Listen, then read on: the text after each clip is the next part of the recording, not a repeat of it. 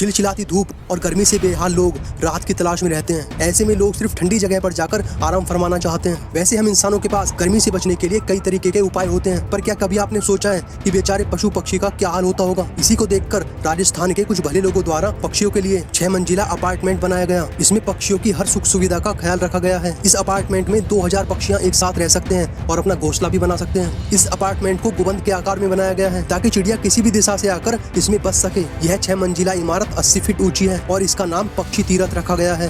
Guys, video पसंद आए तो लाइक शेयर करना न भूलें।